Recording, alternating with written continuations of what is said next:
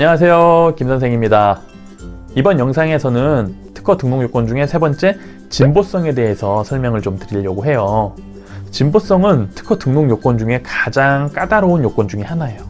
대부분 우리가 특허를 출원하게 되면은 진보성에서 거절 이유가 많이 나와요. 물론 초보자분들은 기재불비라든지 다른 상황으로 이렇게 거절이 충분히 많이 나올 수가 있는데요. 그러한 정도는 금방 극복하실 수가 있는데 이 진보성은 굉장히 까다로워서 쉽게 극복하기가 어려운 그러한 등록 요건인데요. PPT를 통해서 한번 알아보도록 할게요. 진보성은 무엇일까요? 대부분의 많은 사람들과 교과서에서는 단어 그대로 해석을 하는 경향을 보이고 있어요. 진보했다, 발전했다, 업그레이드했다, 이렇게들 설명을 많이 하는데요. 정확히 따지면 다 틀린 설명이에요. 그럼에도 불구하고 교과서에서나 혹은 책에서는 굉장히 비슷한 표현으로 많이 설명을 하고 있는데요. 제대로 알지 못하는 분들이 집필을 하다 보니까 그러한 문제들이 발생을 하고 있어요. 이번 영상을 통해서 진보성에 대해서 조금 더 명확하게 구체적으로 좀 알 수 있는 그러한 계기가 되셨으면 좋겠어요. 진보성은 무엇이냐면요, 해당 기술 분야, 우리가 통상의 기술자라고 이야기하는데요. 이를 조금 더 쉽게 표현을 해드리면 해당 분야의 기술자라고 해석하시면 좋으실 것 같아요. 그래서 해당 분야의 기술자가, 기술자 즉 발명가겠죠? 이 발명가가 생각해내기 쉬운지 어려운지를 판단하는 게 진보성이에요. 단순히 업그레이드 됐다, 이게 아니고요. 누군가가 이 발명을 쉽게 떠올려서 생각을 하거나 유치할 수 있는지 없는지에 대한 것, 이게 바로 진보성인데요. 이렇게 단순히 글로만 설명을 들으시니까 이해가 잘 안 되시죠? 구체적인 사례를 통해서 진보성을 좀 설명을 드려볼게요. 지금 이 세상에 로그와 관련된 문제가 없었다고 가정을 할게요.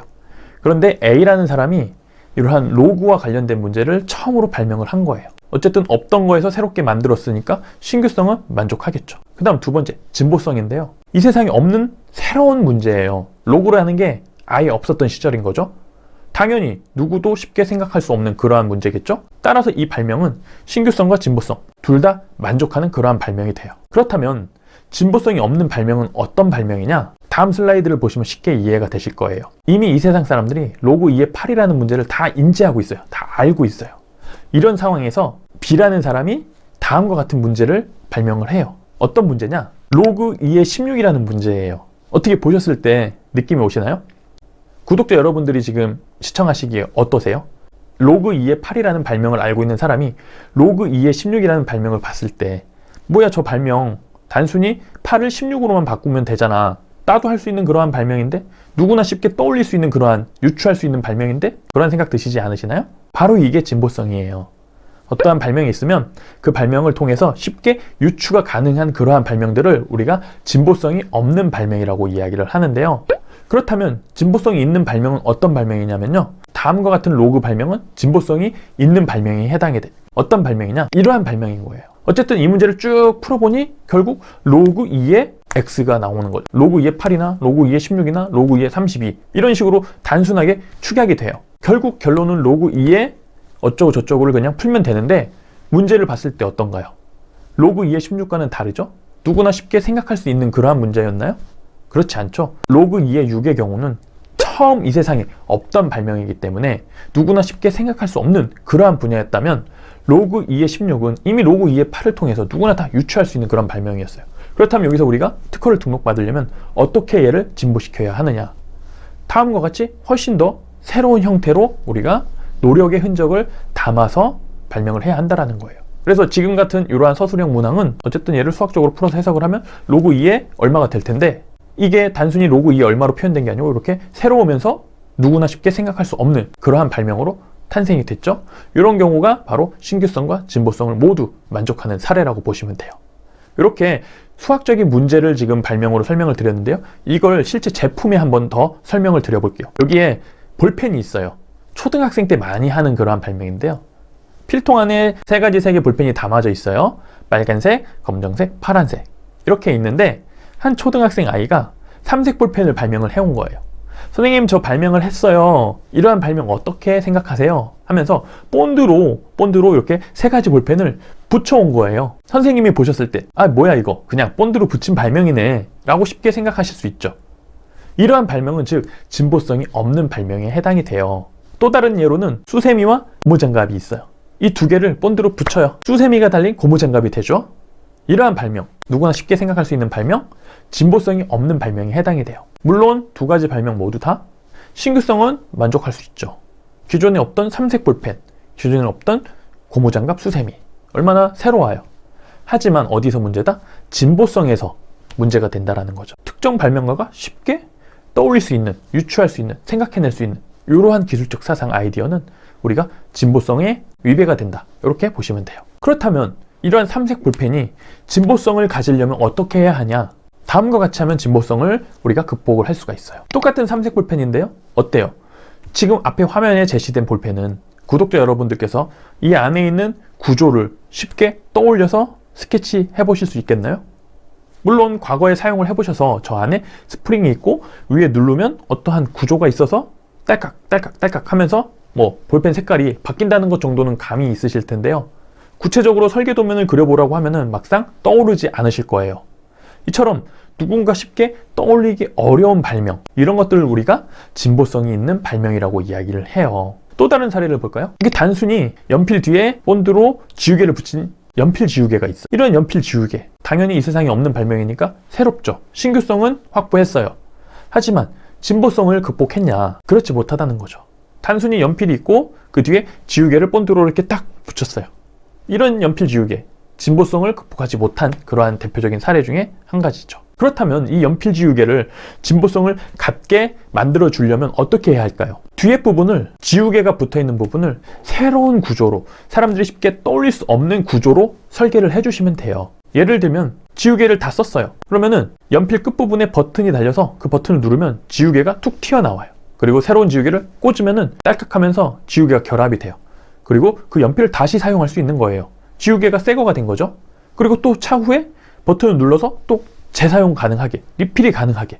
그런데 이 안에 리필이 가능하게 하려면 어쨌든 버튼을 눌러야 되고 그 안에 뭐 스프링이라든지 아니면 어떤 구조가 있어서 지우개가 튀어나올 수 있게끔 해줘야 하는 설계가 들어가겠죠.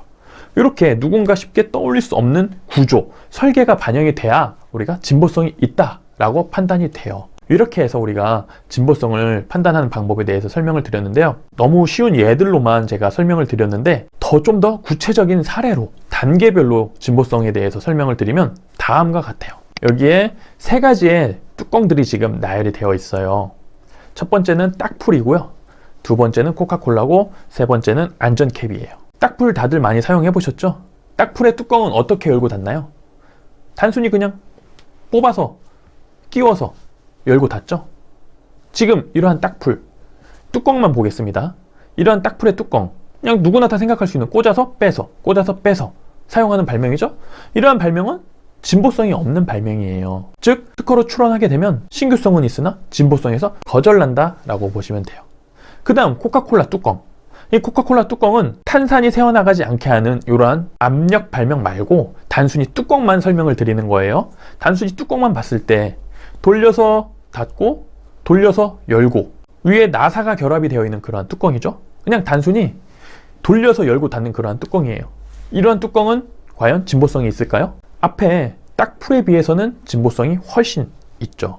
하지만 다른 측면에서 보면 뭐야, 이 병 기존에 있던 나사산을 옆에다가 그냥 결합을 해서 돌려서 열고 닫는 거잖아.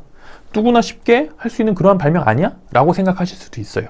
지금과 같이 이러한 코카콜라의 뚜껑의 경우는 진보성이 있을 수도 있고 없을 수도 있는 애매한 그러한 발명이 돼요. 그래서 이러한 발명의 경우는 심사관에 따라서 진보성이 있다라고 인식이 될 수도 있고요, 없다라고 인식이 될 수도 있어요. 그래서 이러한 발명의 경우는 조금 더 우리가 등록을 받고자 하실 경우 변리사를 이용을 하시면 조금 더 등록받으실 수 있는 확률이 높아진다라고 보시면 돼요. 그 이유는 무엇이냐면 팔은 우리가 안으로 굽는다고 이야기를 하죠. 같은 업계 사람이고 또 심사관들도 나중에 퇴직을 하면 변리업을 하시기 때문에 서로에게는 조금 그래도 관대할 수밖에 없는 그러한 관계가 있어요. 그리고 변리사분들은 이러한 애매한 발명을 조금 더 구체화시켜서 등록될 수 있도록 잘 설계해주는 그러한 부분도 있어서 훨씬 등록이 잘 돼요. 그렇기 때문에 이렇게 애매한 발명의 경우는 개인이 직접 출원하는 것보다 변리사분들을 통해서 상담을 한 후에 진행을 하시면 보다 조금 더 좋은 결과를 가져오실 수가 있어요. 다음은 이제 진보성을 정확하게 갖고 있는 그러한 뚜껑인데요. 안전캡은 어떻게 열고 닫나요? 그냥 단순히 나사산처럼 돌려서 열고 닫는 게 아니죠. 뚜껑을 열기 위해서는 반드시 꽉 누른 후에 돌려야 이 캡이 열려요. 이런 캡의 경우에는 우리가 지금 어떠한 구조로 되어 있는지 떠오르시나요? 아마 쉽게 떠오르지 않으실 거예요. 대충 누르고 이걸 놨을 때는 병이 들어 올려져서 아무리 돌려도 안 열려야 되는데 과연 이 안에는 어떠한 구조로 되어 있고 어떠한 설계가 반영이 되어 있는지 쉽게 떠오르지 않으시죠? 이런 경우는 진보성이 명확해요. 그래서 출원할 경우 신규성과 진보성을 명확하게 확보를 하기 때문에 무조건 그냥 등록이 된다고 보시면 돼요. 이제 좀 진보성의 개념이 감이 오시나요? 통상의 기술자가 쉽게 떠올릴 수 있느냐 없느냐, 이 기준 지금 사례를 통해서 제가 설명을 드렸는데요. 실제로는 이러한 진보성은 보다 더 훨씬 복잡한 양상을 띠고 있는데요. 그래도 지금 이 사례들을 통해서 진보성의 개념을 이해하신다면은 직접 출원을 하셨을 때 진보성을 극복하시는 데서 훨씬 더 도움이 되실 거예요. 나중에 특허 명세서 작성 방법까지도 제가 이제 강의로 올려드릴 예정인데요. 그때 가서 다시 한 번 더 진보성을 극복하는 또 다른 요령에 대해서 설명을 좀 드리도록 할게요. 이 영상에서는 이 정도의 개념만 설명을 드리고 차후에 다시 설명을 자세히 드리는 걸로 하겠습니다. 이렇게 해서 이번 영상은 마치도록 하고요. 끝까지 시청해 주셔서 감사합니다.